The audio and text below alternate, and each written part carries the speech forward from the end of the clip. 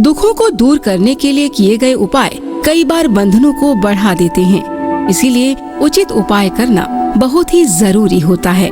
लेकिन ये तभी संभव हो सकता है जब हम आत्मज्ञान के रास्ते पर सच्चाई से चल पड़े हों। बापूजी ने कई बार यह बात अपने साधकों को कई तरीकों से समझाई है। मेरा कोई जन्म नहीं, मेरी कोई मृत्यु नहीं। जन्म मृत्यु से न्यारा परमात्मा का प्यारा ओम ओम ओम। नारायण नारायण, नर नारी में बसने वाला चैतन्य नारायण नारायण।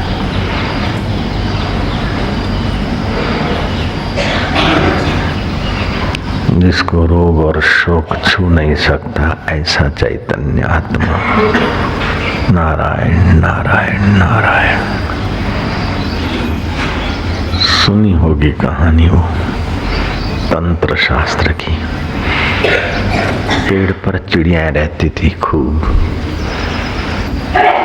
और पेड़ के पास ही सांप भी रहता था। वो चिड़ियाओं के बच्चे खा जाता, चिड़ियाओं के अंडे खा जाता था। चिड़ियाओं ने आपस में सलाह किया क्या किया जाए। निर्णय हुआ कि नेवला को बुलाया जाए।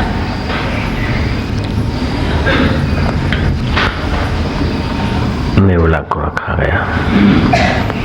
नेवला ने सांप को मार भगाया, लेकिन फिर नेवला ही वहां रह गया। नेवला ही बच्चे खाने लग गया।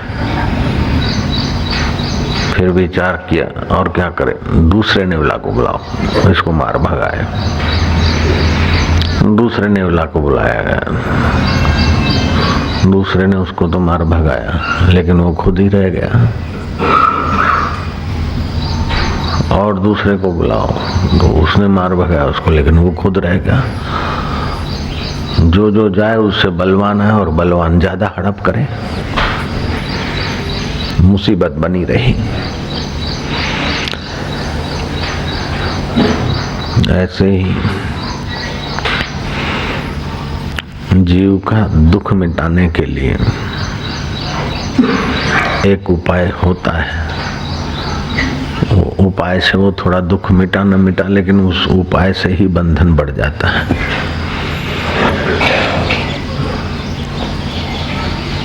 फिर दूसरा उपाय कहा तो अगला बंधन तो हटा, लेकिन वो जो उपाय किया दूसरा वही आके जम गया। ऐसे करते करते सांप भगाया, नेवला आया, भूत गया और पलित आया। बकरे को भगाने के लिए जरा सा खेत में थोड़ी बाढ़ नीचे दबा के रखे तो ऊंट घुस गया।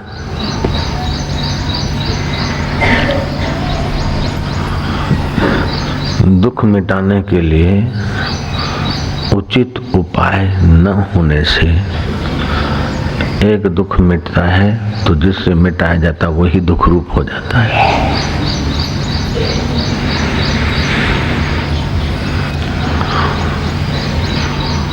क्योंकि साधन ज्ञान संयुक्त नहीं है। आत्मज्ञान परक साधन नहीं। जैसे पत्ते काटे, डालियां काटी, टहनियां काटी, लेकिन जड़ें तो मौजूद हैं और पनपती है। जहां से डाली कटी वहां 3-3 डालियां और बन जाती, और वो दुख रूपी कंटक और फलता फूलता है।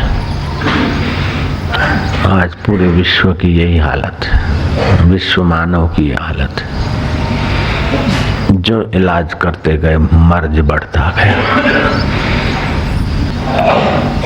जीव को दुखों की निवृत्ति और परम सुख की प्राप्ति की इच्छा है, दुखों की निवृत्ति का उपाय बोले चलो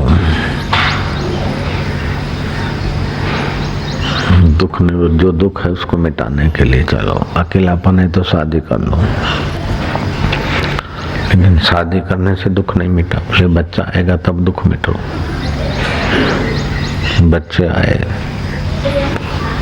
बच्चे शादी वादी कर लें तो दुख मिटे, नहीं मिटा। बोले छोड़ो ये झंझट, यज्ञ याग करो, पुण्य कर्म करो। पुण्य किया, यज्ञ किया, यज्ञ किया, उतनी देर तो मन उसमें लगा, फिर वही का वही दुखी। तीर्थों में जाओ, यात्रा करो, उस पचड़े से जरा निकले, तीर्थों में गए। लेकिन आजकल कल युग में तीर्थों में भी देखो तो श्रद्धा बढ़ने की वजह पे श्रद्धा घटने का प्रसंग ज्यादा मिल जाता है।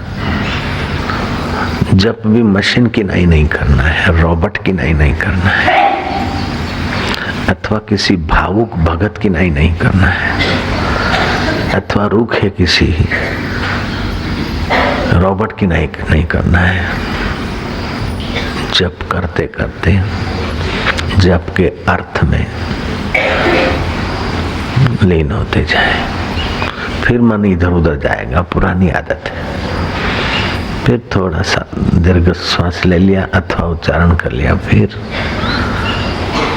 मानसिक जप करते करते भावना करो कि मन इधर उधर जाता है। जहां भी जाता है, मैं तो अपने राम में बैठा हूं, अपने ईश्वर में बैठा हूं। ओम शांति शांति। फिर मन जाएगा, फिर वैसा थोड़ा करो, शांति आनंद बढ़ाते जाओ, दुख अपने आप दूर रह जाएंगे। बाकी दुख मिटाने के उपाय आज तक जो किए वो सार्थक नहीं गए, जाते तो कोई दुखी नहीं रहता। और जिन्होंने दुख मिटाने के उपाय बहिरंग उपाय किए और तेज किए, उतने ही ज्यादा तेज दुखी हुए। 2-2 करोड़ लोग स्नायु रोग से पीड़ित पड़े हैं, वो भी दुख मिटाने के लिए सब कर रहे थे। खूब संभव करो। फ्राइड का मनोविज्ञान सत्यानाश करने वाला मनोविज्ञान पढ़कर दुख से निवृत्त होना चाहते थे। मन को रोको मत, जो आए वो करो। लेकिन पतंजलि का मनोविज्ञान, भारत के ऋषि पतंजलि के मनोविज्ञान से तो कई निर्दुख जोगी प्रकट हुए, कई ऋषि बने, कई तपस्वी बने, कई ब्रह्मवेता बने होंगे। लेकिन फ्राइड का मनोविज्ञान, मन को रोको मत, जो आए उसे करने दो, मौज से रहो। चलते चलते किस कर रहे हैं स्कूल कॉलेज के लड़के, अपनी पत्नी होते हुए भी पराई स्त्री के साथ, अपना पति होते हुए भी पराये पति के साथ। जो आए वो करो, मौज करो। उसी मौज ने, उसी दुख मिटाने की कोशिश ने महादुख का तांडव किया। जो आए वो कर लो नहीं, जो करना चाहिए वही करो।